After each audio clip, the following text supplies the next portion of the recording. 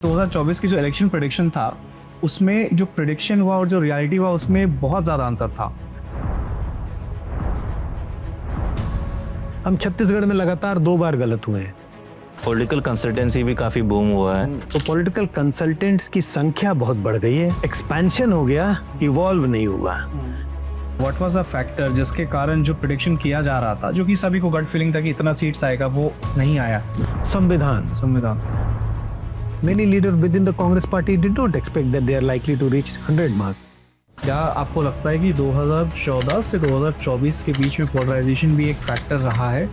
हम जिसको हिंदू मेजॉरिटी कहते हैं, उनका वोट उतना एक पार्टी के पक्ष में पोलराइज नहीं था 14 के पहले। आज आपको वो एक पार्टी के पक्ष में पोलराइज दिखाई पड़ता है। तो राम मंदिर का मुद्दा सचमुच जितना फायदा इलेक्टोरल गेन बीजेपी को देना चाहिए था या बीजेपी को उम्मीद थी, उतना मिला नहीं। फ्यूचर में बीजेपी साउथ एंटर कर सकती है अपने बलबूते पे। जो एंटी इमरजेंसी मूवमेंट भी जो था वो भी नॉर्थ इंडिया का मूवमेंट था लार्जली, साउथ में उसका कोई असर नहीं था। आम आदमी पार्टी गुजरात में भी अपनी पैर फैला रही है। देखिए, आम आदमी पार्टी जहां पैर फैला रही है वहां कांग्रेस का वोट खा रही है। एक तरीके से सब नेशनल पार्टी बन के रहेगी ये कांग्रेस, आपको लगता है? 2029 का जो आपको चुनाव दिख रहा है कि क्या हो सकता है अगर आप कुछ बेसिक प्रेडिक्शन करें?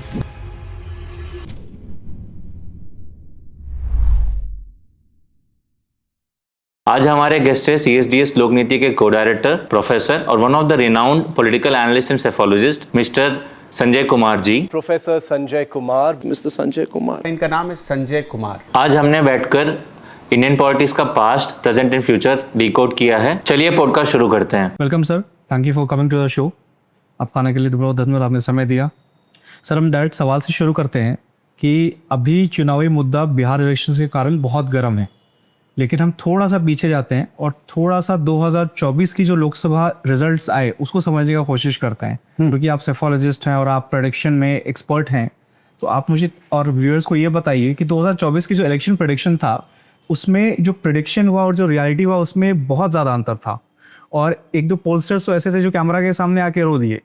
तो आपको क्या लगता है कि ये डिफरेंस क्यों हुआ, और आपकी जो खुद की एनालिसिस थी वर्सेस जो रियलिटी थी उसमें कितना डिफरेंस रहा? देखिए, अगर मैं एक डॉक्टर हूँ और मेरे पास एक मरीज आता है, उस मरीज को देख के ये तो मैं कह सकता हूँ कि इसकी बीमारी क्या है, लेकिन जो मरीज मेरे पास आया नहीं, वो किसी दूसरे डॉक्टर के पास गया और आप सवाल मेरे से पूछें कि उस व्यक्ति को क्या बीमारी है, तो मुझे पता नहीं उस व्यक्ति को बीमारी क्या है। कहने का मतलब है जो हमने सर्वे किया उसमें अगर कुछ हेर फेर उलटफेर हुआ, उसका एक्सप्लेनेशन हम आपको बता सकते हैं।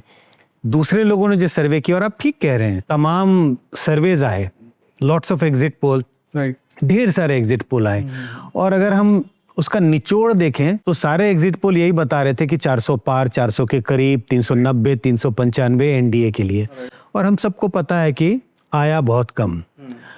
तो इसकी वजह क्या हो सकती है? मुझे लगता है 2-3 चीजें हैं। जब हम सर्वे करते हैं, चाहे प्री पोल हो, पोस्ट पोल हो या एग्जिट पोल हो, तो आमूमन पद्धति ये है, द टेक्निक टेल्स यू कि when you go out to speak to the people, तो हम क्या पूछते हैं? वोट किसको दिया? वोट का आकलन करते हैं, और उस आकलन के हिसाब से हम ये देखते हैं इतने वोट पर कितनी सीटें आने की गुंजाइश है। ठीक है। तो एक बड़ी दिक्कत यहाँ आती है, बड़ा चैलेंज ये होता है कि आपका वोट का आकलन तो हो गया सही, your assessment of vote may be very good, but when you start converting the vote share into seats, उस पे गड़बड़ी आती है। गड़बड़ी भी कहना गलत है, क्योंकि वो जो विधि जो है, जो टेक्निक है, वो बहुत फुल प्रूफ नहीं है।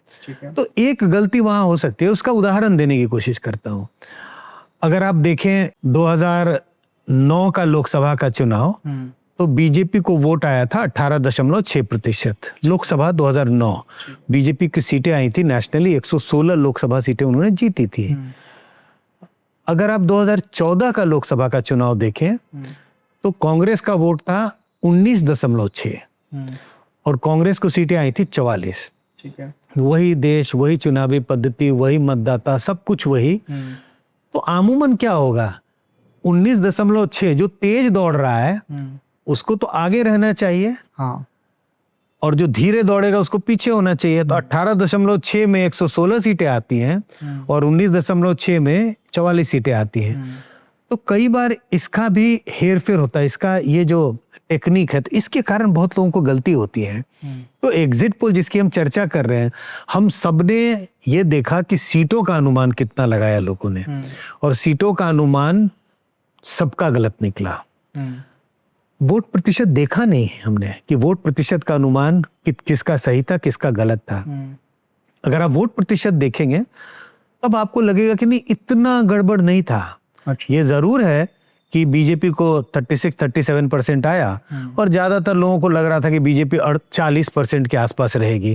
तो उसमें आपको दिखता है कि अच्छा 2-3% का गैप रह गया, 3% का गैप रह गया, और वो 3% वोट जो है सीटों में बहुत बड़ा उलटफेर कर सकता है। तो ये एक बुनियादी दिक्कत है, वोट सीट को हम कैसे देखते हैं।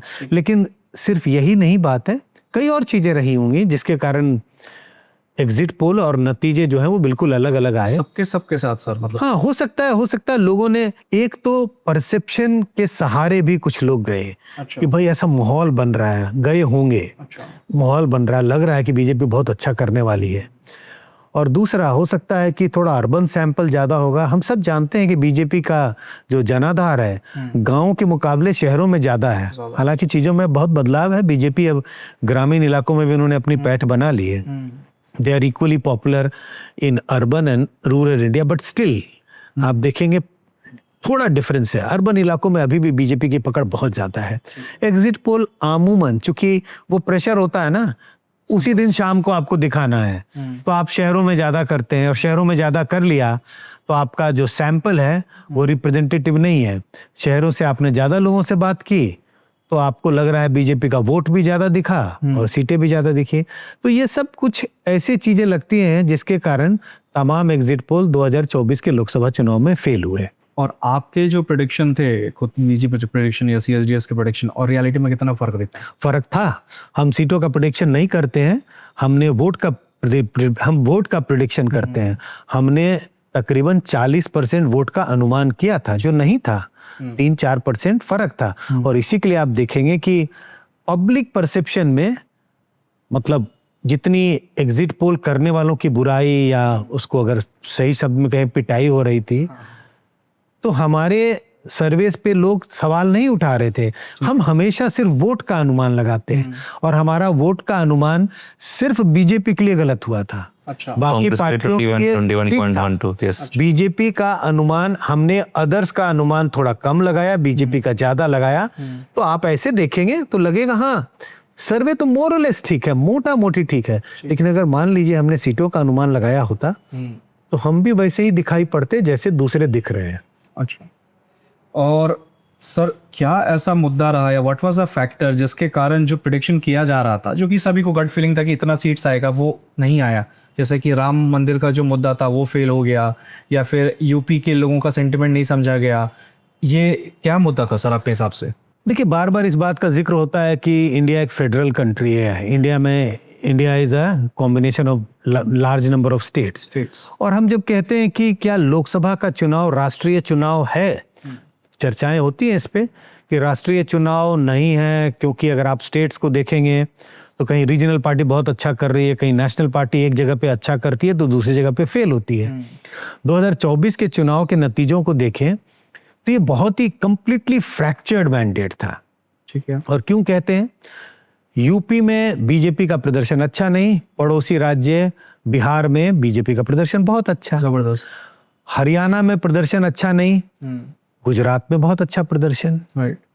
राजस्थान में बीजेपी का प्रदर्शन अच्छा नहीं का मतलब 2019 की तुलना में। लेकिन मध्य प्रदेश में जबरदस्त जीत, छत्तीसगढ़ में जबरदस्त जीत, बंगाल में अच्छा प्रदर्शन नहीं लेकिन उड़ीसा में स्वीप करती है, असेंबली में भी सरकार बनाती है, और लोकसभा में जबरदस्त प्रदर्शन, बंगाल उड़ीसा। तो इन कॉम्बिनेशन ऑफ स्टेट्स को देखें, बंगाल उड़ीसा एक जैसे स्टेट्स हैं लेकिन अलग अलग नतीजे, बिहार यूपी एक जैसे स्टेट्स हैं, अलग अलग नतीजे, हरियाणा और गुजरात, हरियाणा पंजाब जैसा भी देख लें तो अलग अलग, इवन आंध्र तेलंगाना में अलग अलग नतीजे। तो ऐसा कहना कि एक मुद्दा देश भर में नहीं चला, ऐसा नहीं है, कोई मुद्दा कहीं चला कहीं नहीं चला। और ये चीज विपक्ष के साथ भी हुआ। जहां तक सवाल है विपक्ष के मुद्दे की बात करें तो विपक्ष ने यूपी में एक बड़ा मुद्दा बनाया था संविधान कि संविधान बदलने की तैयारी कर रही है बीजेपी। ये मुद्दा यूपी के लोगों को तो समझ में आया, यूपी के लोगों के बीच में इस मुद्दे की पैठ बनी, बिहार के लोगों ने इस बात को ध्यान नहीं दिया। लेकिन सिर्फ यही फैक्टर नहीं है, यूपी में टिकट डिस्ट्रीब्यूशन अगर आप देखेंगे, समाजवादी पार्टी और कांग्रेस का जो अलायंस था, उन्होंने टिकट डिस्ट्रीब्यूशन बहुत अच्छे तरीके से किया, अच्छे तरीके से। चुनाव के नतीजों के बाद मैं नहीं कह रहा, सोशल इंजीनियरिंग बहुत अच्छे से। हाँ, बार बार इस बात का जिक्र होता है कि भाई समाजवादी पार्टी आरजेडी यादवों की पार्टी है, लेकिन अगर आप देखें टिकट डिस्ट्रीब्यूशन को तो समाजवादी पार्टी ने सिर्फ 5 या 6 यादवों को टिकट दिया, बाकी नॉन यादव को टिकट दिया। बिहार में ऐसी बात नहीं थी। तो तमाम जगहों पर एक बड़ा नैरेटिव भी अलग अलग तरह से काम किया।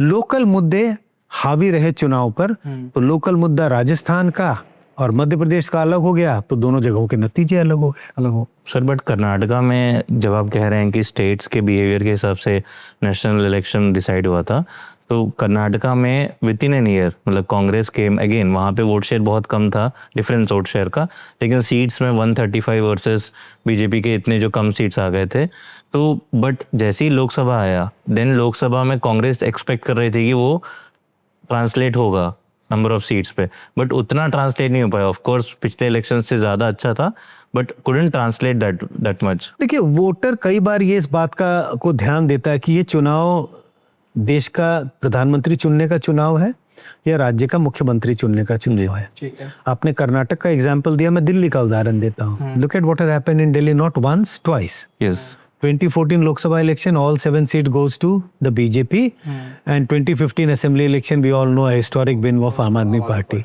67 out of 60, the 70. यस, आप देखें 2019 का लोकसभा चुनाव, जबरदस्त जीत बीजेपी की, सारी 7 की 7 सीटें। यही 2024 में भी हुआ, 7 की 7 सीटें। जी।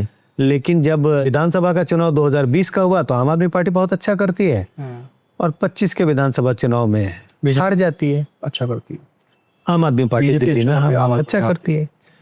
तो कर्नाटक का वोटर भी लगभग वैसा ही बिहेव किया जैसा दिल्ली के वोटर ने, एक तरह से उनका वोटिंग बिहेवियर रहा। तो कर्नाटक के लोगों को लगा लोकसभा का चुनाव है, देश के प्रधानमंत्री चुनने का चुनाव है, तो we should try and vote more for the BJP, we should strengthen the hands of the prime minister Narendra Modi, because ये सबको उम्मीद थी कि अगर बीजेपी जीत के आती है तो it is prime minister Narendra Modi who is going to continue as the prime minister. So national मुद्दे थोड़े ज्यादा हावी हो गए, और जब राज्यों में चुनाव हुए कर्नाटक में लोगों ने दूसरी पार्टी को, कांग्रेस को, isn't it a failure of opposition? Why I brought out Karnataka, because in a way like Modi ji, everyone is saying that there is a dip in his magic and all, but just to come for the third consecutive term is also a very big thing. So Karnataka, whereas Congress was able to revive in other states, whether it be UP with an alliance with Sapa, Karnataka में they could have concentrated more because South में number of seats भी वहाँ पे ज़्यादा हैं, and Congress did not had to ally with anyone. So I brought it Karnataka because Congress somehow is able to gain somewhere, but at the same time they're not able to recreate the same magic which they have done in the state elections. So naturally you are giving an example. If we try UP and Karnataka, तो देखिए अंतर क्या है। UP में कांग्रेस अच्छा करती है लेकिन अकेले दम पे नहीं है जी, वो एक बड़े रीजनल पार्टी के साथ चुनाव लड़ रही है, समाजवादी पार्टी के साथ। So yes, if Congress has been able to win X number of seats in UP, they will definitely take credit कि हमने सीटें जीती हैं। लेकिन असल में तो क्रेडिट उनका जितना है उतना ही क्रेडिट समाजवादी पार्टी का है उनको जिताने के लिए, क्योंकि दोनों के वोट मर्ज होते हैं। कर्नाटक में कांग्रेस को उम्मीद थी कि अच्छा प्रदर्शन करेंगे, शायद उनके लीडरों को भी उम्मीद थी कि अच्छा प्रदर्शन होगा, और कर्नाटक में कांग्रेस एक बड़ी ताकत थी, विधानसभा का चुनाव जीता था और उन्हें उम्मीद थी कि अच्छा किया जाएगा। तो है फेलियर विपक्ष को, और खासकर कांग्रेस के लिए यहाँ पे निराश होने की वजह है, क्योंकि अगर आप कर्नाटक में अच्छा करते हैं, वहाँ अकेले दम पे चुनाव लड़ रहे हैं, तो पार्टी मजबूत होती है जी। साउथ में जिस तरह से कांग्रेस का प्रदर्शन रहा, कांग्रेस ने इतना अच्छा प्रदर्शन किया, अच्छा का मतलब उन्होंने सरकार नहीं बनाई, बट अच्छा compare to what people had expected. And if I am not wrong, how leaders within the Congress party had expected. Many leaders within the Congress party did not expect that they are likely to reach 100 marks. If they had done a slightly better in southern state, they would have definitely crossed 100 marks and they should have the number should have looked more decent. Yes. लेकिन वो तो UP के कारण और हरियाणा के कारण और राजस्थान के कारण उनके नंबर्स बढ़ गए. कर्नाटक तेलंगाना में शायद बेहतर प्रदर्शन की उम्मीद तो कांग्रेस को भी रही थी. आप जैसा कह रहे हो सर, कर्नाटका की अभी बात हुई. कर्नाटका में हमने देखा कि स्टेट में कांग्रेस अच्छा करती है या बीजेपी अच्छा नहीं कर पाती है, बट लोकसभा में अच्छा करती है. उसका कारण है कि लोकल मुद्दे को देखकर लोगों ने वोट किया. बट वहीं आप अगर राजस्थान जाओ तो राजस्थान में लोकसभा में बीजेपी अच्छा नहीं कर पाती है लेकिन स्टेट में अच्छा कर जाती है. वहीं महाराष्ट्र में बीजेपी अच्छा नहीं कर पाती है और स्टेट में जीत जाती है. तो ये तो एक एकदम अपोजिट सिचुएशन है सर. अपोजिट सिचुएशन है, लेकिन सबके जो लोकल डायनेमिक्स से बहुत अलग अलग हैं. अगर राजस्थान के विधानसभा चुनाव और लोकसभा की बात करें तो राजस्थान के विधानसभा चुनाव में अगर कांग्रेस ने थोड़ा सा अलायंस कर लिया होता तो कांग्रेस का प्रदर्शन बुरा नहीं है. आप वोट प्रतिशत को देखें फिर से 2.5 से 3% का फासला है बीजेपी और उसके बीच में. असेंबली इलेक्शन है तो बहुत बुरा प्रदर्शन नहीं है. चुनाव हारना तो हम मानते हैं बुरा है. आप सरकार में थे और अब सरकार सत्ता से बाहर जाते हैं, लेकिन वोट प्रतिशत के हिसाब से बहुत बुरा प्रदर्शन नहीं है. महाराष्ट्र आपने जिसका जिक्र किया, अलग बिल्कुल. महाराष्ट्र के लोकसभा चुनाव में इंडिया लाइन स्वीप करती है वहाँ. हाँ, इंडिया अलायंस स्वीप करती है, लेकिन असेंबली इलेक्शन में बुरी तरह हार होती है. तो बहुत लोकल डायनेमिक्स है. कर्नाटक की अगर हम बात करें, कर्नाटक में सदियों से if you go back and look at the last 4, 5, 6, 7 Lok Sabha and assembly elections, always this is a state which has where people have voted differently in the state assembly elections and the Lok Sabha elections over a period of time. If you plot the data last 7 assembly elections, आपको अंतर दिखाई पड़ेगा. दिल्ली तो recent example है 3 elections का. Karnataka it has happened almost 6 to 7 times. Same type of pattern. If people have voted for party A in Lok Sabha elections, people vote for party B in the assembly elections. Category में फिर राजस्थान भी आता है और भी कुछ states आते हैं जिसे स्विंग स्टेट्स कह सकते हैं कि एक बार में बीजेपी एक बार में कांग्रेस. हाँ, वो एक अलग है मॉडल. राजस्थान का एक अलग मॉडल है, कर्नाटका का मॉडल अलग है. अच्छा. लोकसभा में जिस पार्टी को वोट दिया, अच्छा जब तुरंत विधानसभा के चुनाव होते हैं, विधानसभा के चुनाव वहां पहले होते हैं लोकसभा से, तो विधानसभा में जिस पार्टी को जीत मिलती है उस पार्टी का प्रदर्शन लोकसभा में अच्छा नहीं होता है. अच्छा. ऐसा लगातार होता रहा है कम से कम 6-7 इलेक्शन में. राजस्थान दूसरा एग्जाम्पल है. जनता को पता है राजस्थान में सरकार रिपीट नहीं हुई है, लगातार बदलते रही है. Sir, then coming to CSDS, we want to understand ki what are the different techniques to do surveys and how different is it with comparison to other countries? I don't think that I will be in a position to compare surveys of CSDS with other countries, but what I can say, हमारी खासियत क्या है? हमारी खासियत है 2-3 चीजें. हम completely randomise sample लेते हैं. रैंडमाइज सैंपल का मतलब लोग पूछते हैं, अच्छा लोकसभा का चुनाव हुआ है तो आप क्या अमेठी गए? आप क्या वाराणसी गए? वहां तो प्रधानमंत्री चुनाव लड़ रहे हैं, वहां राहुल गांधी चुनाव लड़ रहे हैं. तो हम कहते हैं यार मुझे तो पता भी नहीं हमारे सैंपल में अमेठी और वो आया या नहीं आया. अगर मैंने ध्यान से नहीं देखा है तो लोग आश्चर्य होते, अच्छा आप वाराणसी नहीं जा रहे हैं? मुझे मालूम नहीं, मैं जाऊंगा या मेरी टीम भी जाएगी या नहीं जाएगी. तो what we do, we take a sample which is completely randomised. Randomise का मतलब अगर आप आम भाषा में समझाऊं दर्शकों को, मान लीजिए 500 कंस्टिट्यूएंसीज में हमें करना है 100 कंस्टिट्यूएंसी, तो हम क्या करेंगे 500 की लिस्ट बना ले. हालांकि ऐसे करते नहीं है, करने सिलेक्शन का थोड़ा टेक्निक होता है, बहुत सिंपल है. 500 की एक लिस्ट बना दी, हमें 100 कंस्टिट्यूएंसी लेनी है तो हम हर 5वीं कंस्टिट्यूएंसी ले लेंगे सैंपल में. रैंडम सिलेक्शन है. इसमें अगर अमेठी आया तो ठीक है, नई दिल्ली आई कंस्टिट्यूएंसी तो ठीक है, नहीं आई तो नहीं आई. फिर इन कंस्टिट्यूएंसी के अंदर में असेंबली सेगमेंट्स होते हैं, असेंबली सेगमेंट्स को भी रैंडमली चुनते हैं. पोलिंग बूथ्स होते हैं, उनको भी रैंडमली चुनते हैं. और फाइनली जिन वोटरों के साथ हमें इंटरव्यू करना होता है, जहां जिनसे डेटा इकट्ठा करना, उनको भी रैंडमली चुनते हैं. ठीक है. इससे होता क्या है कि कोई बायस नहीं है. मुझे पता नहीं कि मेरे, जैसे मैं नालंदा का रहने वाला हूँ, मेरा होम टाउन नेटिव का नालंदा आया या नहीं आया, मेरी चिंता नहीं है. और ये नहीं कि उसमें अच्छा यार नालंदा नहीं आ रहा, पटना आ गया, पटना को बदल के नालंदा कर दो, इसकी कोई आवश्यकता नहीं है. यहाँ गाजियाबाद का वोटर हूँ तो सैंपल में जो हम बूथ चुने तो पता चला मेरी सोसाइटी के बगल वाली सोसाइटी आ गई, तो यार उसको छोड़ के अपनी वाली सोसाइटी में कर लेते हैं, मजा आएगा, यहाँ पे लोगों का इंटरव्यू करेंगे। हम वो नहीं करते। रैंडम सिलेक्शन मीन्स रैंडम, हाँ, just close your eyes, pick up the lottery and whichever voter comes in your lottery, we go and interview them. इससे क्या होता है कि आपका सैंपल रैंडमाइज रहता है तो आपको एक रिप्रेजेंटेटिव सैंपल मिलता है। दूसरी बात, ये हमारी यूनिकनेस है। मुझे लगता है सारे लोग इतना रैंडमाइज सैंपल नहीं, ऐसा नहीं होता है सर कि लोकसभा का करेंगे, विधानसभा का करेंगे, वोटर्स का रैंडमाइज सैंपल वोटर लिस्ट से बहुत टीडियस होता है, नहीं करते हैं। तो आप कह रहे हो कि क्या भाई किसी कास्ट, स्पेसिफिक कास्ट या रिलीजियस कम्युनिटी का ऐसा नहीं हुआ कि कभी सादा हो, कभी होता नहीं है। 1-2% ऊपर नीचे हो सकता है और वो रैंडम सैंपल की ब्यूटी है। अगर एग्जैक्ट आएगा, अगर मेरे सामने कोई सर्वे लेके आए, कहे कि हमने 20,000 का सैंपल किया है और एग्जैक्ट जो सैंपल का प्रोपोर्शन है उसी अनुपात में, जिस अनुपात में उनका पॉपुलेशन है, तो मुझे तो शक होने लगता है वैसे सर्वे पे, क्योंकि वैसा कभी हो ही नहीं सकता, हकीकत में नहीं हो सकता, हकीकत में होना संभव नहीं है। तो रैंडमाइज सैंपल। दूसरा, हम फेस टू फेस इंटरव्यू करते हैं। हमारे सारे इंटरव्यूज फेस टू फेस होते हैं, टेलीफोनिक वगैरह नहीं होता। हम टेलीफोनिक नहीं करते। हमारे लोग जाते हैं फील्ड में, डेटा इकट्ठा करते हैं। ये दूसरी खासियत। तीसरी बात, हम बिल्कुल लोकल भाषा में सर्वे करते हैं। तो बंगाल में बांग्ला क्वेश्चनर होगा, आसाम में आसामी होगा, तेलंगाना में तेलुगु होगा, अगर हम चले जाएं केरल में तो मलयाली होगा।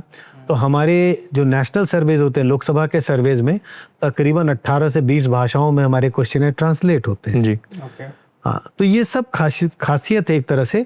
और हमारे जो फील्ड इन्वेस्टिगेटर होते हैं, हम बहुत प्रोफेशनल्स नहीं लेते, हमारे स्टूडेंट्स जाते हैं फील्ड में, उनको हम ट्रेन करते हैं।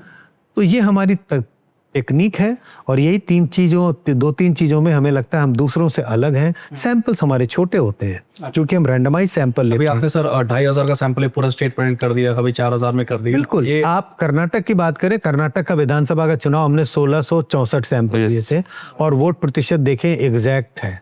गोवा में 2000 का सैंपल लिया था। मैं पिछले दिनों पुणे में जब था 2 साल पहले, तो वहाँ एक जगह अपना लेक्चर देके निकला, तो वहाँ पे 4-5 लोग लड़के थे, उन्होंने मुझे घेर लिया और उन्होंने कहा सर अलग से बात करनी है। तो क्या बात करनी है? नहीं, आपसे टेक्निक समझना है। हम बोले क्या चीज़ समझना है? उन्होंने बोला हमने 10,000 20,000 का सैंपल लिया था सर गोवा में, लेकिन हमारा तो पूरा गड़बड़ हो गया। आपने तो आरजी रेवोल्यूशनरी गोवंस की भी वोट प्रतिशत इतना एक्यूरेट नहीं लगा दिया। तो हमने बोला और 2000 का सैंपल में तो कैसे करते हैं? हम बोले कुछ नहीं है, हमारे पास कोई जादू नहीं है। बोले सर जादू क्या है? बोले कोई जादू नहीं है, मेथड है। तो मेथड से जाते हैं, ये रैंडमाइज सैंपल से काफ़ी हद तक वोट प्रतिशत के आप क्लोज पहुंचते हैं। कभी कभी गड़बड़ियाँ होती हैं, ऐसा नहीं है कि हम हमारी गलतियाँ नहीं हुई, गलतियाँ हुई हैं। हम छत्तीसगढ़ में लगातार 2 बार गलत हुए हैं। अच्छा, पिछले चुनाव में भी, इसके पिछले चुनाव में भी। ठीक है सर। आप पिछले कई सालों से वोटिंग पैटर्न को स्टडी कर रहे हैं इंडिया का, तो 2014 से 2024 तक अगर आप एक कुछ डिफरेंस बताएं वोटिंग पैटर्न में इंडियन वोटर्स का, वो क्या डिफरेंसेस है सर? ज्यादा संख्या में वोटर आज पहले से निर्णय ले रहे हैं वोट देने का, किस पार्टी को वोट देना है। पहले कम होता था, लोग पहले थोड़े कैंडिडेट मुद्दों को ज्यादा देखते थे। आज ऐसे वोटरों की तादाद बढ़ गई है जो पहले से निर्णय ले लेते हैं कि किसे वोट देना है, किस पार्टी को वोट देना है। तो party based voting has become more prominent now compared to what it used to be in the 90s। And social media के तो कांस्टेंट हैमर किया जा रहा है, what is that the reason आपको लगता है? नहीं, अच्छा, लोगों की पार्टी बेस्ड आइडेंटिटी स्ट्रांग हो गई है। I like party A and I will not vote for party B even if, and I will vote for party A even if I don't like the candidate fielded by party A. मुझे candidate से मतलब नहीं, मैं तो party के साथ जा रहा हूँ क्योंकि पार्टी का नेतृत्व मुझे पसंद है। तो एक ये नेशनल मुद्दे आज ज्यादा हावी हो गए हैं रीजनल मुद्दों के मुकाबले। नेशनलिज्म के मुद्दों पर आप देखें तमाम चुनाव नेशनल मुद्दे पे। लीडरशिप का इशू आज पहले के मुकाबले ज्यादा इंपॉर्टेंट हो गया है। अच्छा, जिस तरह से टर्नआउट बढ़ा है, तो टर्नआउट बढ़ा है, इसमें 2 लोगों की अहम भागीदारी हुई है। महिलाओं की भागीदारी, महिला वोटरों का अगर आप टर्नआउट देखें तो आप देखें पहले डेफिसिट होता था मेन एंड विमेन टर्नआउट पे 10-12% का, मतलब महिलाओं की पुरुषों की तुलना में महिलाओं का टर्नआउट 10 to 12% कम होता था। अब 2024 के चुनाव में बराबर है। 16 ऐसे राज्य हैं जहां पर महिलाओं का टर्नआउट पुरुषों के टर्नआउट से ज्यादा है। तो ये बड़ा बदलाव है हिंदुस्तान के चुनाव में। युवाओं का भी टर्नआउट पहले से बढ़ा है और अब एट पार है।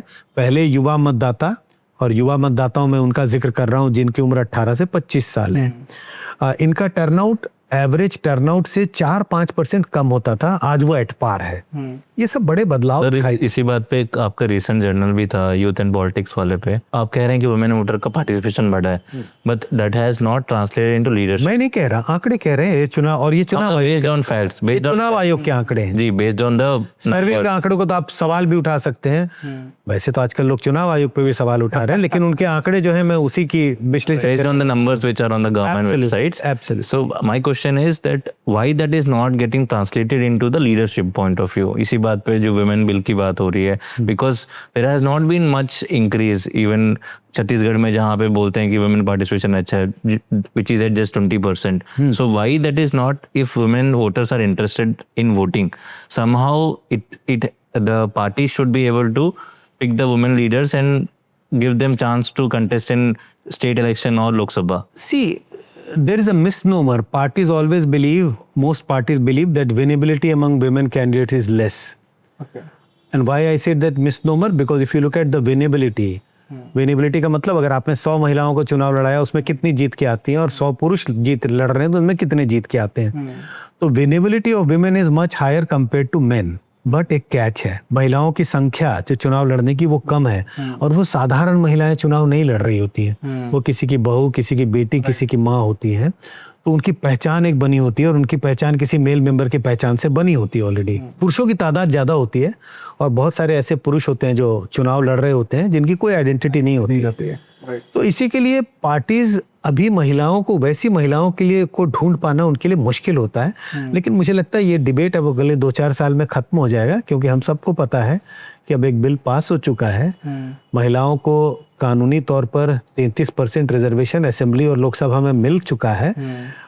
ये इम्प्लीमेंट नहीं हुआ है, हम उम्मीद करते हैं शायद अगले लोकसभा चुनाव तक ये इम्प्लीमेंट हो जाए, तो उनका रिप्रेजेंटेशन आप देखेंगे अपने आप 33% तो निश्चित है, सुनिश्चित है।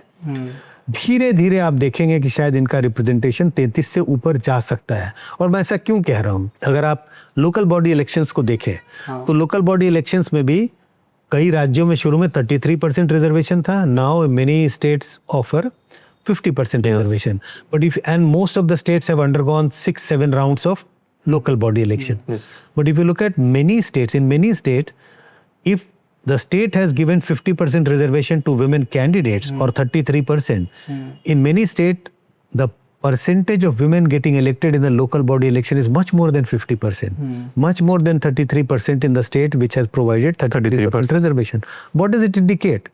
इसका मतलब है कि महिलाएं जनरल कंस्टिट्यूएंसी से चुनाव लड़के जीत के आ रही हैं, तभी तो 33 से ऊपर बढ़ेंगे। 33% पे तो आपका रिजर्वेशन है।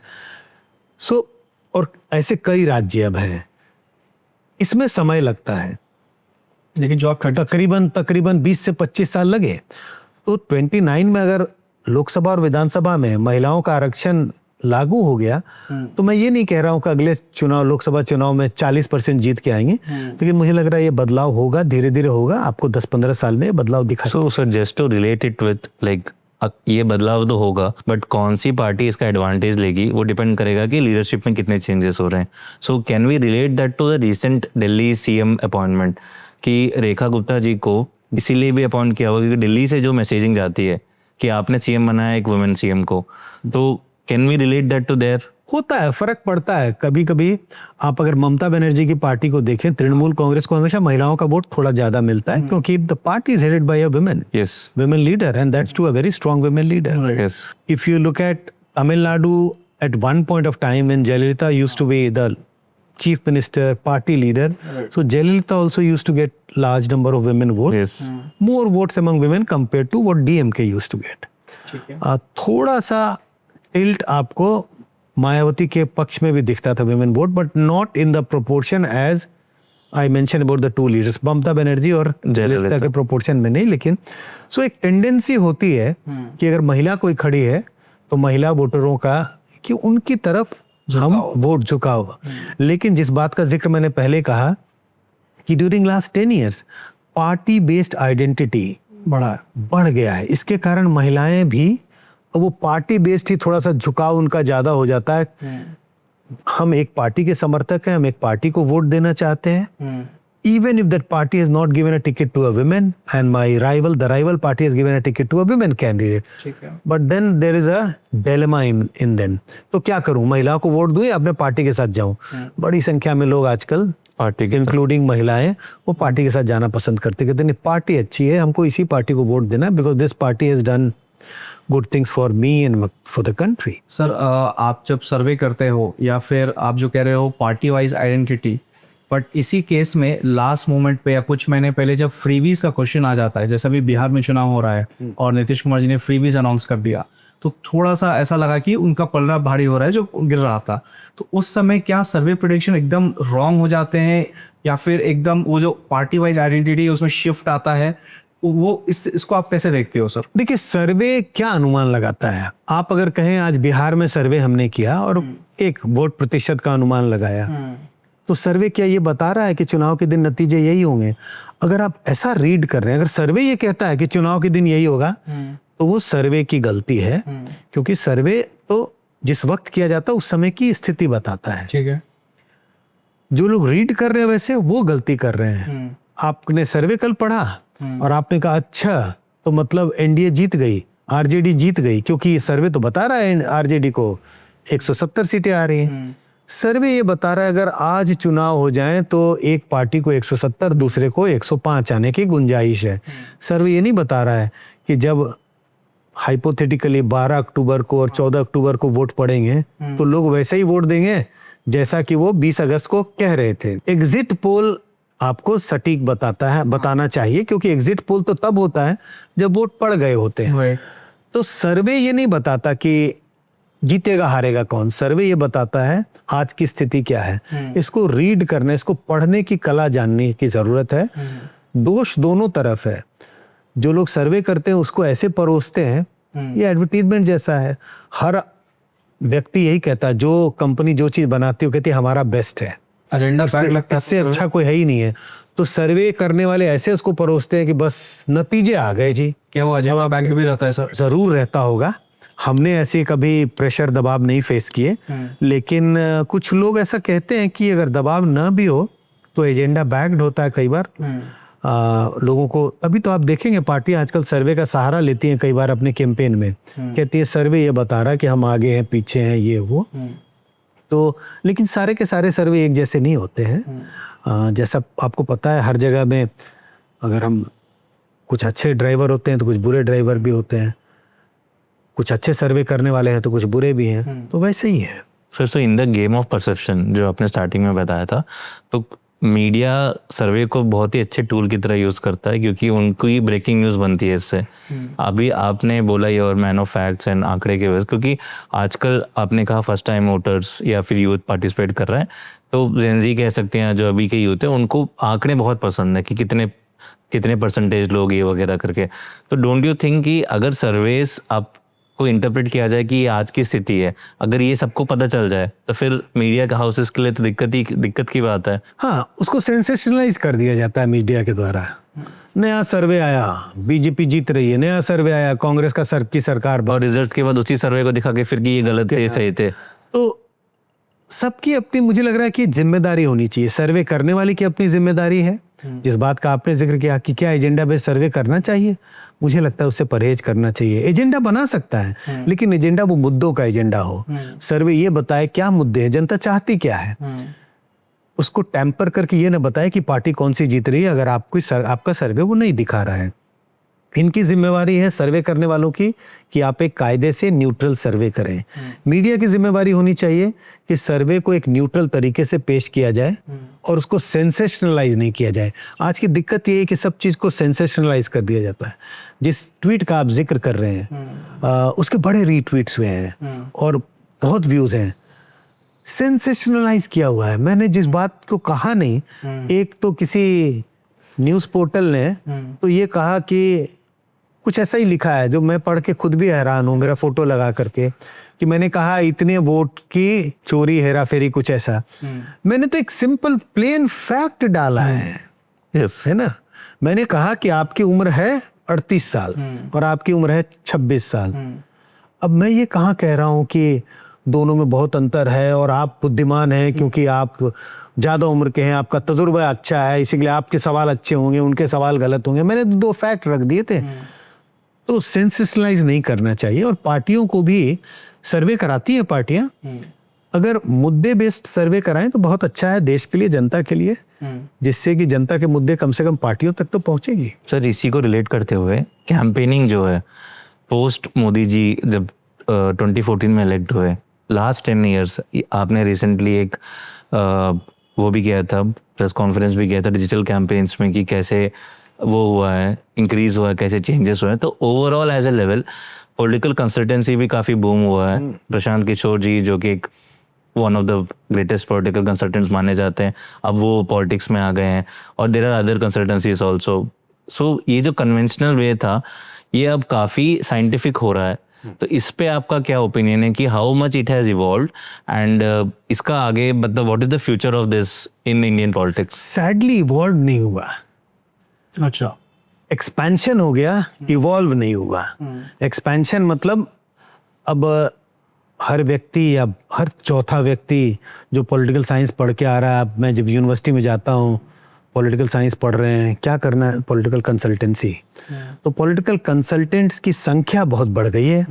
और जैसा मैंने पहले कहा, अच्छे भी हैं, बुरे भी हैं। कुछ लोग सचमुच बहुत मेहनत से, कायदे से करते हैं, कुछ लोग कायदे से नहीं करते हैं। तो इवॉल्व नहीं हुआ। मेथड्स में कुछ मैं देख नहीं रहा हूँ कि कुछ नई चीजें आई हैं। इवॉल्व क्या हो रहा है?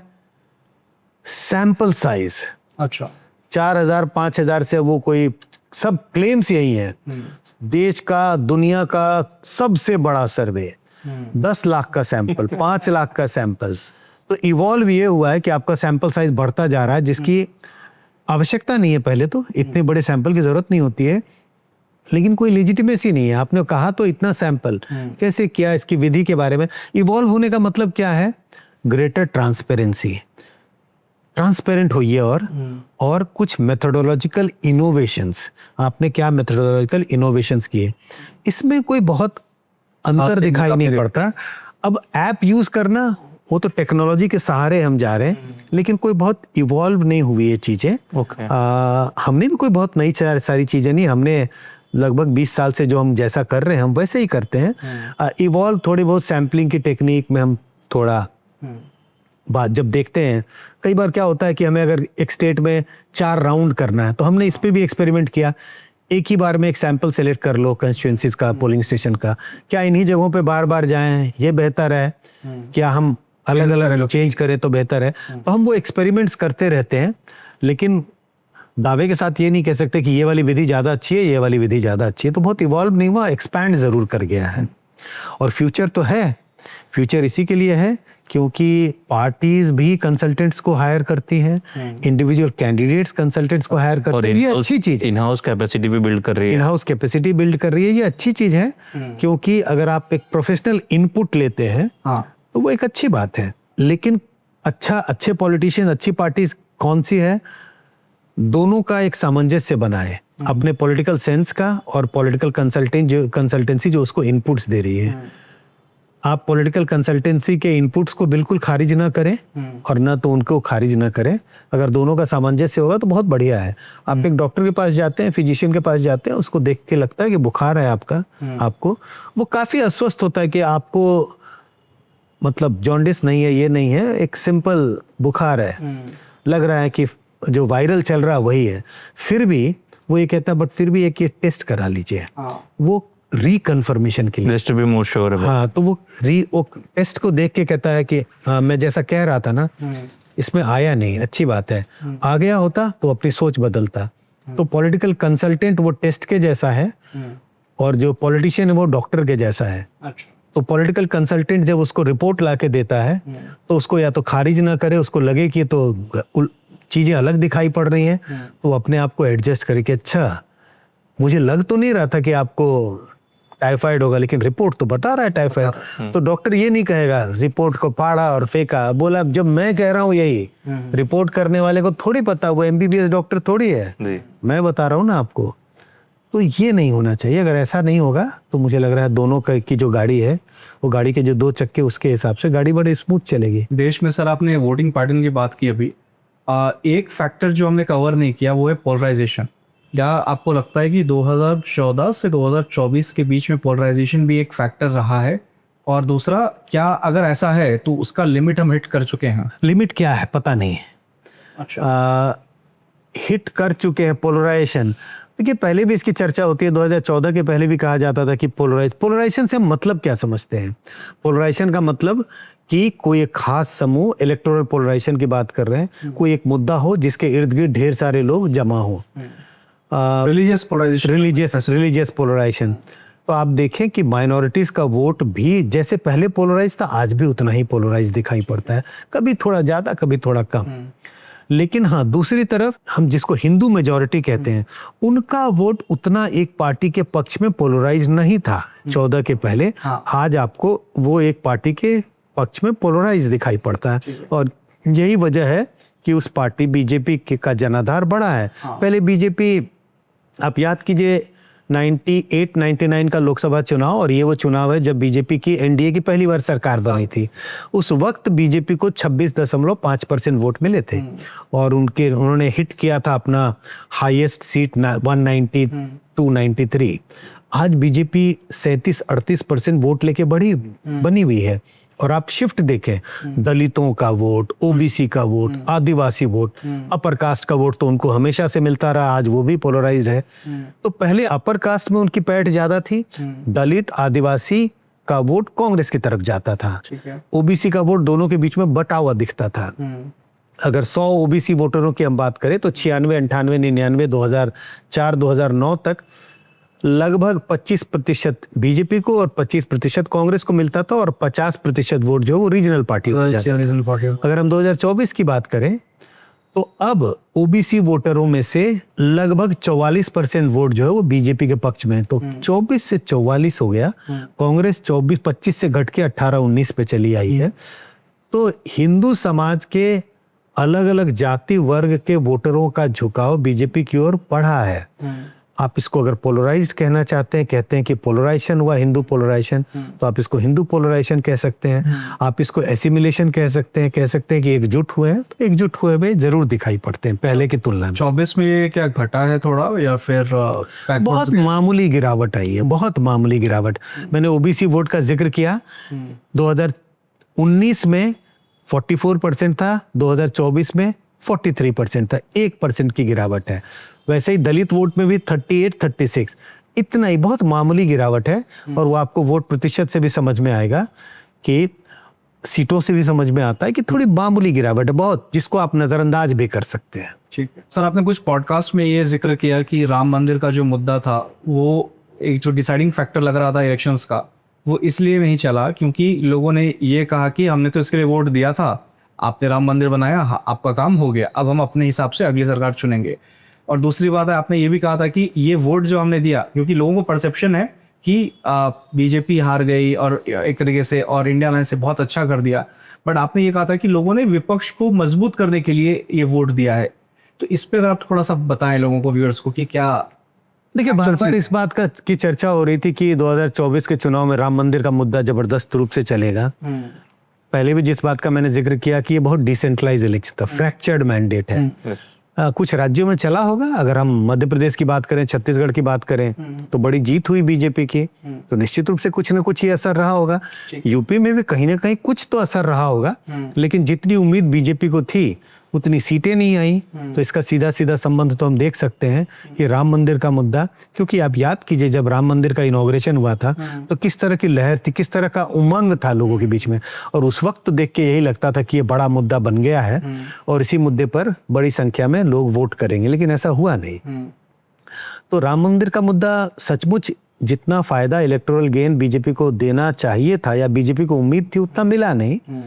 और मुझे लगता है कि लोगों को शायद ऐसा लगा होगा, दो चीजें हैं, एक तो टाइम गैप हो गया, राम मंदिर का इनॉग्रेशन, और जब चुनाव हुए तो काफी समय निकल गया था, और कई बार लोगों की मेमोरी शॉर्ट होती है, दूसरे मुद्दे आ गए, और दूसरे मुद्दों को आपको याद है विपक्ष ने संविधान बचाओ का मुद्दा लेके आए, तो वो मुद्दा लोगों को ज़्यादा अपील करने लगा, लोगों को लगने लगा कि हाँ ये शायद मुद्दा बड़ा है, उससे महत्वपूर्ण है।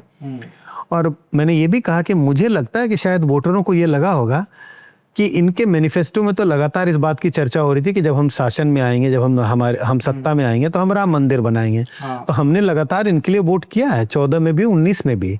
तो वोट तो हमने कर दिया था पहले, जीत के आए, मेजॉरिटी के साथ आए। उसके बाद जो उन्होंने अपने वादे किए थे मैनिफेस्टो में, वो वादे पूरे हो गए। ठीक। तो आपने जो वादा किया हमने पूरा किया, हमने आपको वोट दिया और आपने वादा पूरा किया। तो उस मुद्दे को अब पे दोबारा क्या वोट करना है?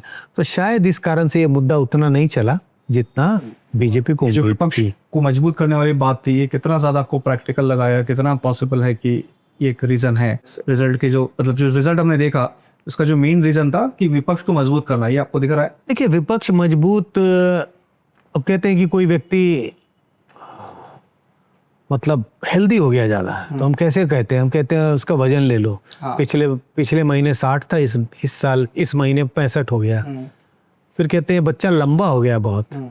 तो पिछली बार जब हमने 2 महीने पहले देखा था तो उसका नाप किया था तो 4 फीट का था, अब 1 साल के बाद वो 5 फीट का हो गया। कहते लंबा हो गया। विपक्ष मजबूत हुआ, निश्चित रूप से मजबूत हुआ। संख्या के दृष्टिकोण से देखें, वोट के दृष्टिकोण से देखें, कांग्रेस के पास, जिसके पास 52, 53, 54 सीटें थी 2019 के लोकसभा चुनाव में, 99 पे पहुंच गई। अलग अलग और पार्टियों को देखें, क्षेत्रीय पार्टियों को, तो सबके सीटों में थोड़ा बहुत इजाफा ही हुआ 2019 की तुलना में। कमोबेश पूरे इंडिया गठबंधन को देखें तो उनकी तादाद काफी बड़ी है। इसको देखते हुए तो जरूर लगता है कि विपक्ष मजबूत हुआ है, और उसी मजबूती के कारण आज वो कुछ अपने नैरेटिव बनाने में सफल दिखाई पड़ते हैं। 2019 में तो विपक्ष की स्थिति ये थी कि लीडर ऑफ अपोजिशन भी नहीं मिला। 2024 में लीडर ऑफ अपोजिशन है, और वो एक कानूनी प्रक्रिया है कि आपको इतनी सीटें होनी चाहिए और एलओपी बनाने के लिए एक पार्टी का, तो उनको मिला, तो निश्चित रूप से विपक्ष मजबूत हुआ है। और आप इंडिया अलायंस का फ्यूचर कहाँ देखते हैं सर, आने वाले 5 साल में, 10 साल में, और खासकर 2029 के इलेक्शंस तक? 2029 के इलेक्शन में तो ये कह पाना बहुत मुश्किल है इस वक्त की क्या शेप रहेगा। इस वक्त तो लगता है कि इंडिया गठबंधन बहुत मजबूत है, क्योंकि इसके फेजेस आते हैं। जब आप दिल्ली का चुनाव हारते हैं, जब आप हरियाणा का चुनाव हारते हैं, जब आप महाराष्ट्र का चुनाव हारते हैं, तो लगता है कि यार ये बिखराव होने वाला है। लेकिन एक मुद्दा भी आया है जिसमें सब एकजुट दिखाई पड़ते हैं। एक पार्टी को छोड़ के आम आदमी पार्टी ने अपने आप को इससे किनारे रखा हुआ है।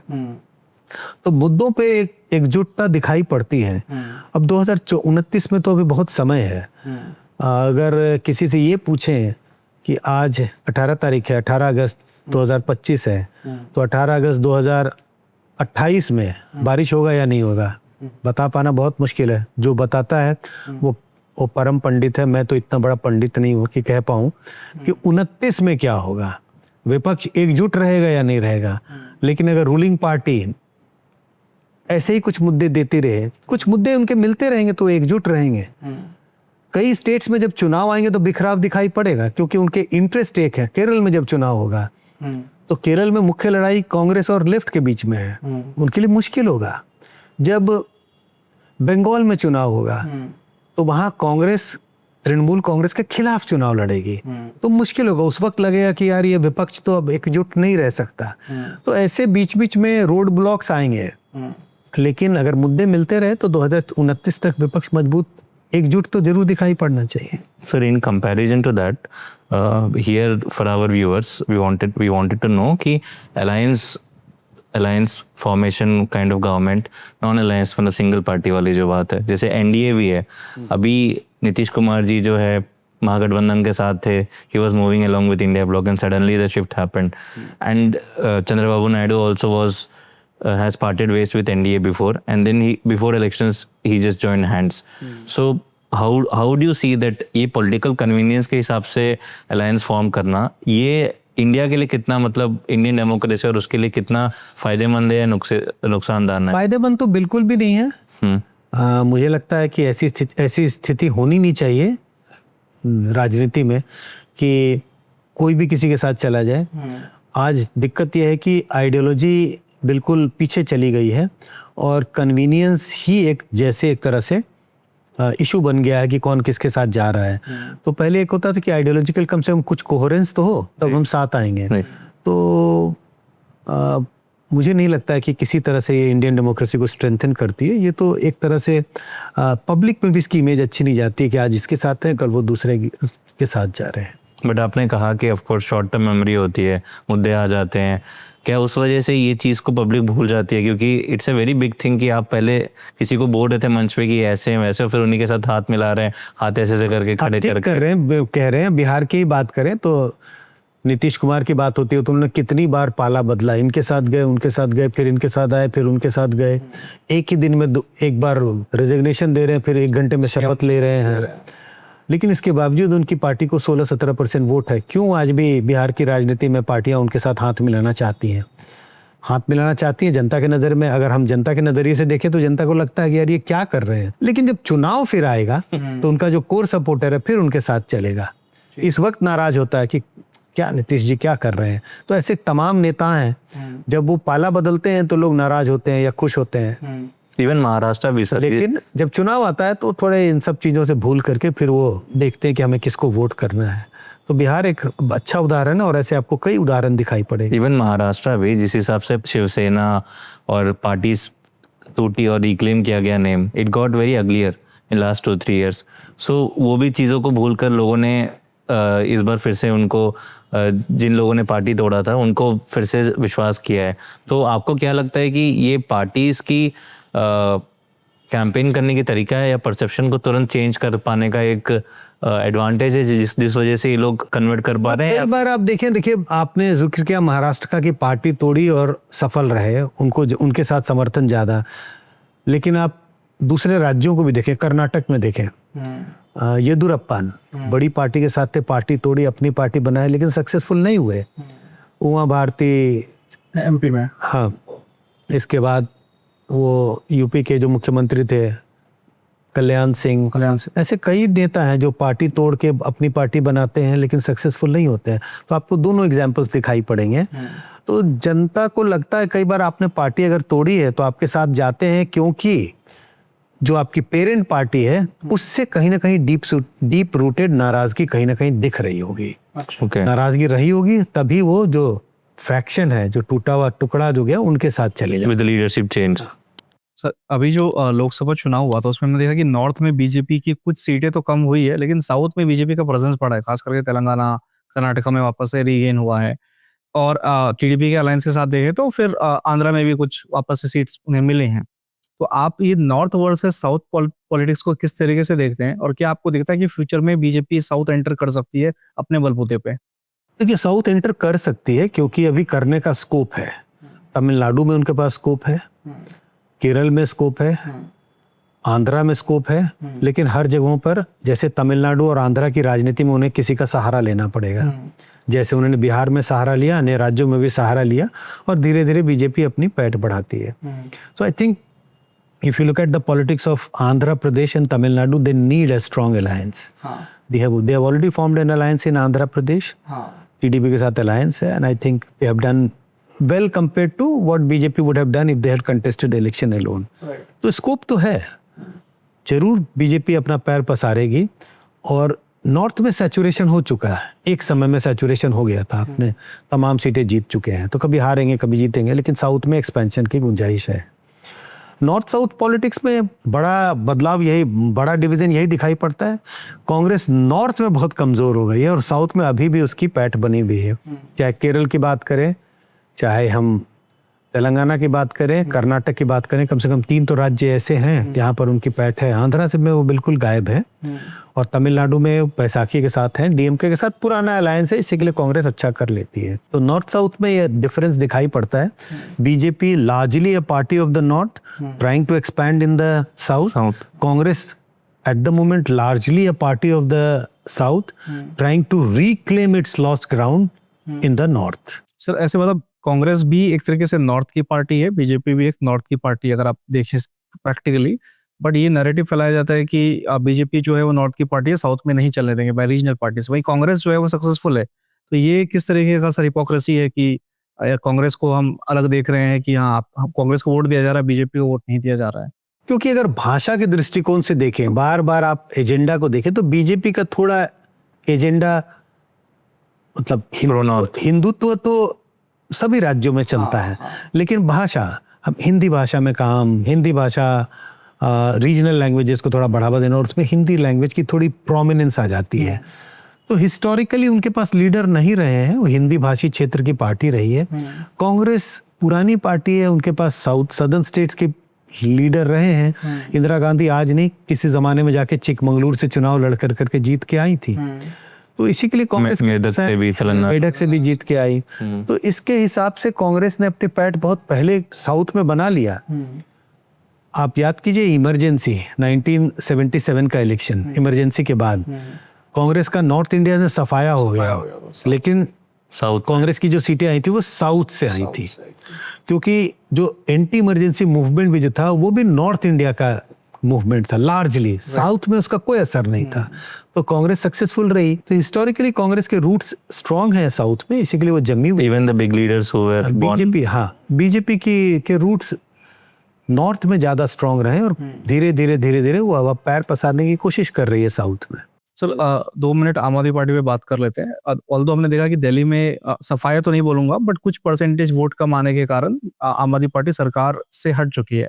पंजाब में अभी बनी हुई है।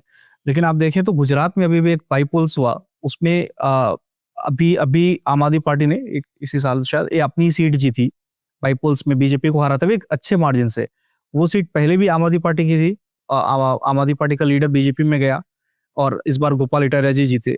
तो आपको लगता है कि आम आदमी पार्टी गुजरात में भी अपनी पैर फैला रही है कांग्रेस के वोट खाते हुए? और देखिए, आम आदमी पार्टी जहां पैर फैला रही है वहां कांग्रेस का वोट खा रही है। हाँ।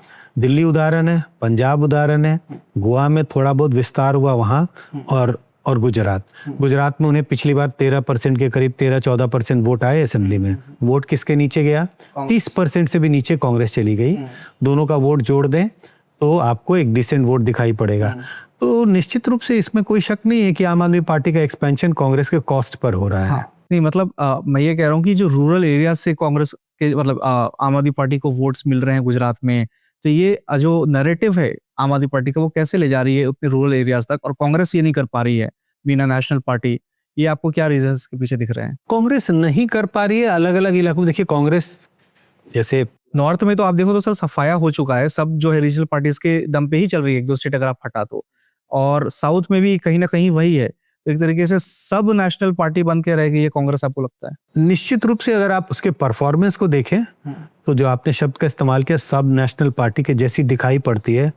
आप देखें, बंगाल में गायब, काफी हद तक उड़ीसा में गायब, बिहार में गायब, यूपी में गायब, तमिलनाडु में गायब, आंध्रा में गायब। अगर आप इन राज्यों के लोकसभा चुनाव की संख्या कितनी है, लोकसभा की सीटों को उसको देख लें तो आपको पता चलेगा कि तो बड़ी संख्या में इतना बड़ा क्षेत्र है जहां पर कांग्रेस गायब है। नंबर 3-4 की पार्टी बन गई है। दिक्कत कांग्रेस के साथ ये है कि जब कांग्रेस नंबर 2 से नंबर 3 पे स्लिप करती है तो फिर वो फिसलन पे नीचे फिसलती चली जाती है। जैसे यूपी में देख लीजिए, आंध्रा में देखिए 2%, 1.5% वोट बचा हुआ है उनके पास। आप तमिलनाडु तो रिवाइव नहीं कर पाती है कहीं पे भी। तो ये दिक्कत है। गुजरात अभी उस कगार पे नहीं पहुंचा है, लेकिन हाँ, गुजरात में कांग्रेस को संभलने की जरूरत है, क्योंकि आम आदमी पार्टी बड़ी तेजी से एक्सपैंड कर रही है। जब तक वो संभलते एक नया प्लेयर आ जाता है। बिहार में प्रशांत किशोर जी आ गए हैं, वो शायद कांग्रेस का भी वोट या एक रिप्लेसमेंट जाए। गुजरात में आम आदमी पार्टी गई है, पंजाब सफाया हो ही गया है, दिल्ली हम एग्जाम्पल है ही। तो क्या ये ऐसा होते रहेगा हर स्टेट में कि अगर कांग्रेस नहीं रिकवर कर पाती है? कह पाना बहुत मुश्किल है कि ऐसा होते रहेगा, लेकिन हाँ, पहले हमें मैं वेट कर रहा हूँ आम आदमी पार्टी का एक्सपेंशन। जब आम आदमी पार्टी सत्ता में थी दिल्ली और पंजाब में, तब अट्रैक्शन था। अब आम आदमी पार्टी दिल्ली में हार चुकी है, और हार से ज्यादा नैरेटिव फर्क पड़ गया है। नैरेटिव का ये है, हार तो जीत तो होती रहती है पार्टी की, लेकिन उन्होंने जिस तरह से एक प्रॉमिस किया था जनता के बीच में कि हम एक क्लीन पॉलिटिक्स देंगे, अब लोगों को लगता है अब ये कोई क्लीन पॉलिटिक्स नहीं। शराब घोटाला है हुआ या नहीं हुआ, इससे कोई फर्क नहीं पड़ता जनता को, लेकिन जनता को लगता है ये इतनी खराब चीज है, गंदी चीज है, शराब घोटाला कर रहे हैं। तो नैरेटिव बहुत बदल गया है। आने वाले समय में आम आदमी पार्टी जिस तरह से एक्सपैंड कर रही थी, क्या ऐसा ही एक्सपैंड करेगी? मुझे लगता है इस पे हमें थोड़ा सा वेट करके देखने की ज़रूरत है भाई। सर क्योंकि जो पार्टी एक्सपेंशन पे थी वो अब पंजाब को बचाने में लग गई है, तो जैसे आपने कहा कि काउंटर नैरेटिव बाकी पार्टीज ने प्ले किया, जो एक्सपेंशन मोड पे थी, अब उनके लिए पहला टास्क क्या है कि हमें पंजाब को बचाना है। Saving survival mode. मान लीजिए हाइपोथेटिकली अगर वो पंजाब का चुनाव जीत जाए, हार जाए, फिर तो बहुत मुश्किल होगा पार्टी का सर्वाइवल, क्योंकि आप सत्ता में नहीं रहेंगे कहीं पे। सर इसी बात पे कांग्रेस या फिर इंडिया अलायंस बोलती है कि जैसे एएमएम है, टीम बी बोला जाता है, तो जो भी सत्ता में रहता है ऑफ कोर्स उसी को ही बोलेंगे कि टीम बी है। तो आपको क्या लगता है कि जो छोटी पार्टीज हैं, जैसे अभी बीएसपी भी डाई डाउन हो रहा है, तो इन पार्टीज का कितना योगदान होता है, या फिर ये कैसे स्पॉइलर बनते हैं? मतलब हाउ दे, बिकॉज दिल्ली में भी हमने देखा, ओखला जैसी सीट में भी एएमएम 31,000 ला पाई वोट्स एकदम लास्ट के 1 महीने में एक्टिव होकर। तो इससे कितना स्पॉइलर मोड होता है, या फिर इसको कैसे कुछ कंस्टिट्यूंसी में उनका असर होता है। तो स्पॉइलर तो अगर आप ये कहें, देखिए हमारी भाषा में स्पॉइलर हैं, बड़ी पार्टी की भाषा में स्पॉइलर हैं, छोटी पार्टी कहती है जो स्पॉइलर जिनको कहा जाता है वो कहते हैं हम तो अब पार्टी हैं, पॉलिटिकल पार्टी हैं और हमारा अधिकार है चुनाव लड़ना, हम जनता के बीच में जाते हैं, मुद्दों को लेके जाते हैं।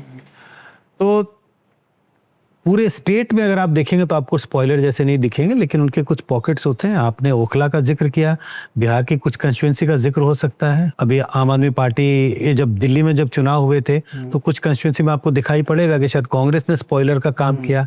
वैसे ही अगर हरियाणा के चुनाव की बात करें तो वहाँ आम आदमी पार्टी के कुछ कंस्टिट्यूंसी में स्पॉइलर का काम किया, तो वो लोकलाइज होता है उनका इम्पैक्ट, और कहीं ना कहीं तो वो खेल जरूर बिगाड़ते हैं बड़ी पार्टी का। तो इसमें एज एन ओपोजिशन, मतलब मेरा यहाँ क्वेश्चन था कि अभी बीजेपी पावर में, Congress is in the opposition with India alliance, so shouldn't Congress take more steps towards clubbing all the parties और हैविंग ए कॉमन नैरेटिव? जैसे अभी एसआईआर मेन मुद्दा हुआ है जिसपे आम आदमी पार्टी को छोड़ के बाकी सब लीडर्स इकट्ठा हुए हैं, दिल्ली में भी प्रोटेस्ट हुआ। कांग्रेस के बस का मतलब, ये कांग्रेस की मर्जी हो सकती है, लेकिन आप इसको थोप नहीं सकते कि हम सारी पार्टियों को एक साथ कैसे लाएं। इस मुद्दे पर चूंकि विपक्ष की पार्टियों को ये लगने लगा एसआईआर का डर, अब चूंकि बंगाल में भी है तो ममता बनर्जी इनके साथ हैं, तमाम राज्यों में है तो उनके साथ हैं। कांग्रेस कोशिश करती है, लेकिन कांग्रेस की दिक्कत ये भी है, आप अलायंस करते हैं तो आपको सेक्रीफाइस करना पड़ता है, सीटें देनी होती हैं, और अलायंस ना करें तो आपका जनाधार रहता ही नहीं है। अगर मध्य प्रदेश का जब चुनाव हुआ तो अलायंस कर लिए होते कांग्रेस ने, तो शायद प्रदर्शन बेहतर हो सकता था। चुनाव जीतते हारते इसकी कोई गारंटी नहीं। इवन हरियाणा में भी अलायंस हो गया होता तो चीज़ें अलग हो सकती थी। राजस्थान के चुनाव में, लेकिन अलायंस करने का मतलब क्या था? हरियाणा में आपको कुछ सीटें देनी पड़ती, राजस्थान में चुनाव अलायंस करना है तो सीटें देनी पड़ती। तो अलायंस करना है या नहीं करना है, इसका डिसीजन 1-to-1 बेसिस पे कर पाना कांग्रेस के लिए बहुत मुश्किल हो रहा है। जब वो अलायंस करते हैं उन्हें लगता है कि लेकिन हमारी तो हैसियत जा रही है, तो ये डिसीजन ले पाना बहुत मुश्किल हो रहा है उनकी। तो कहीं ना कहीं क्लैरिटी यहाँ पे लैकिंग, मतलब डिसीजन मेकिंग, बिकॉज नहीं, क्लैरिटी नहीं हो सकती कि हम अलायंस करेंगे या नहीं करेंगे। अगर ये डिसीजन ले लिया कि हम अब अलायंस ही नहीं करेंगे तो बहुत लंबा स्टेट टू स्टेट, मतलब जैसे हरियाणा था, स्टेट टू स्टेट उनको डिसीजन लेना पड़ेगा, और वही समय की यही मांग है। Short term and long term game. Short term में तो उनको अलायंस करने ही पड़ेंगे, और फिर वो देखना पड़ेगा कि लॉन्ग टर्म इंटरेस्ट को हम कैसे बचाएं। सर पहले हम देखते थे कि अलायंस पॉलिटिक्स एक समय में काफी 1-2 डेकेड तक अलायंस पॉलिटिक्स चला इस देश में। फिर हमने देखा कि जो हमारे इंडिविजुअल पार्टीज हैं उनका दौर आया कि एक पार्टी है वो जीत रही है, बीजेपी हो गया, कांग्रेस हो गया। अब वापस से हम देख रहे हैं कि अलायंस पॉलिटिक्स जो है वो वापस से धीरे धीरे पिक्चर में आ रहा है। तो आपको ऐसा दिख रहा है, और इसका क्या फ्यूचर आपको दिख रहा है आने वाले कुछ सालों में? देखिए, जिस तरह की हमारी डाइवर्सिटी है, हमारी रीजनल डाइवर्सिटी है, ज्योग्राफिकल डाइवर्सिटी है। रीजनल पार्टीज क्या है? वो ज्योग्राफिकल डाइवर्सिटी, पॉलिटिकल डाइवर्सिटी है, उसका जो एस्पिरेशन है लोगों का उसको रिप्रेजेंट करती हैं। भाई एक ट्राइबल की पार्टी है, छोटी सी पार्टी वहाँ के किसी राज्य में, तो वहाँ के जो ट्राइबल्स हैं उनके एस्पिरेशन को रिप्रेजेंट करती है। तो जब तक मुझे लगता है हमारे देश में सोशियो डेमोग्राफिक डाइवर्सिटी रहेगी और रहेगी, और वो डाइवर्सिटी को रिप्रेजेंट करने वाली रीजनल छोटी छोटी पार्टियां होती हैं, तो रीजनल पार्टी रहेंगी हमारे देश की राजनीति में। कभी वो थोड़ा आपको ऊपर जाते दिखाई पड़ेंगे, कभी नीचे जाती हुई दिखाई पड़ेंगे। हम 2014 और 19 के चुनाव को भी ना भूलें कि ये भी, इसमें भी रीजनल पार्टियों का महत्व रहा है। अगर आप सारे रीजनल पार्टियों का वोट शेयर देखें तो तकरीबन 19 के चुनाव में भी 25% वोट रीजनल पार्टियों को गया। 14 के चुनाव में लगभग 30% वोट रीजनल पार्टियों को था। तो ये जरूर है कि एक पार्टी की को मेजॉरिटी मिल गई, बीजेपी को मेजॉरिटी मिल गई, लेकिन उन्होंने भी रीजनल पार्टियों के साथ हाथ मिला के रखा। 19 के बाद 19 में तो बड़ी जीत मिली उन्हें, 303 सीटें आई, उन्होंने रीजनल पार्टियों का साथ नहीं छोड़ा। फिर भी लिए मान लीजिए कि अगर उन्होंने साथ छोड़ दिया होता, क्यों नहीं छोड़ा? क्योंकि मुझे लगता है वो राजनीति समझते हैं, उन्हें पता है कि इन पार्टियों का महत्व है। आज का पल जो छोटी सी पार्टी, छोटी छोटी पार्टियों के साथ यूपी में गठबंधन है, बड़ी पार्टी बीजेपी की, छोटी पार्टी आंध्रा में उन्होंने जाकर, मतलब बड़ी पार्टी एक छोटे रोल में बीजेपी ने टीडीपी का टीडीपी का हाथ थामा है। अगर मान लीजिए अलायंस नहीं हुआ होता तो बीजेपी 240 सीटों पे कैसे सरकार बनाती? तो रीजनल पार्टियों का ऊपर नीचे होता रहेगा मामला, लेकिन मुझे नहीं लगता कि राजनीतिक भारत की राजनीति में उनका कोई विलुप्त हो जाएंगे और they will disappear, that I don't believe. इस पॉडकास्ट का एक आखिरी सवाल है कि जो अभी ट्रेंड आपको दिख रहा है, ऑफ कोर्स आपने कहा कहना मुश्किल है, बट जो अभी ट्रेंड दिख रहा है, इस ट्रेंड को ध्यान में रखते हुए 2029 का जो आपको चुनाव दिख रहा है कि क्या हो सकता है, अगर आप कुछ बेसिक प्रेडिक्शन करें? बहुत मुश्किल है कि एटलीस्ट टॉप 10 इश्यूज बता दीजिए जिसके बेस पे, मतलब अभी आज से 6 महीने पता था पहले आपको कि एसआईआर इशू बनेगा? अभी कौन से 10 इश्यूज हैं जिसपे आपको लग रहा है कि काफी अभी बॉइलिंग? अभी तो सबसे बड़ा मुद्दा, अगर हम एसआईआर की बात करें तो बड़ा मुद्दा है, इकोनॉमी की बात करें वो एक बड़ा मुद्दा है, ट्रम्प ने जिस तरह से टैरिफ्स लगाए, जी। अगर आप ये कहें कि बेरोजगारी एक बड़ा मुद्दा है, इस वक्त तो एक नेचुरल डिजास्टर भी मुद्दा है, लेकिन वो समय आते आते गायब हो जाता है, ये जो तमाम जगहों पर लैंडस्लाइड और ये, लेकिन महंगाई, बेरोजगारी, शिक्षा, ये मुद्दे ऐसे हैं जो हमेशा ही मौजूद रहे हैं, आज भी मौजूद हैं, और मुझे लगता है 2029 तक इसमें कोई बदलाव नहीं आएगा। 2029 के चुनाव में भी लोग बेरोजगारी की बात होगी, महंगाई की बात होगी, तो ये मुद्दे उस वक्त भी रहेंगे, आज भी हैं। तो ये सारे मुद्दे दिखाई पड़ते हैं, शिक्षा की स्थिति, रोजगार की स्थिति, तो ये सारी चीजें। ड्राइविंग मुद्दा अभी आपको नहीं दिख रहा है जो 29 तक अफेक्ट कर सकता है? वैसे तो 2 ही मुद्दे होते हैं जो हमेशा आपको विद्यमान दिखाई पड़ेंगे, हमेशा they are present every time, बेरोजगारी और महंगाई। बेरोजगारी किसी पार्टी के बस में नहीं है कि हम बेरोजगारी खत्म कर दें, और महंगाई तो हमेशा लोगों को ये लगता ही है कि महंगाई बहुत है, क्योंकि आपकी इनकम बढ़ते हैं लेकिन प्राइसेस भी बढ़ते रहते हैं। तो बेरोजगारी, महंगाई, ये ऐसे 2 मुद्दे हैं जिस समय लोगों को लगता है कि ये तो आज भी मुद्दा है, 1996 के चुनाव में भी मुद्दा था, 2004 में भी मुद्दा था, और 2029 में भी मुद्दा रहेगा। ठीक है सर, इस पॉडकास्ट का हम एंड करते हैं। आपने समय दिया इसके लिए बहुत बहुत धन्यवाद, और उम्मीद करेंगे कि अगली बार हम फिर बैठें और कोई जो चुनाव हो, अगला बिहार चुनाव के बाद खास करके बैठना चाहेंगे आपके साथ। आपके समय के लिए बहुत बहुत धन्यवाद sir. Thank you. Thank you.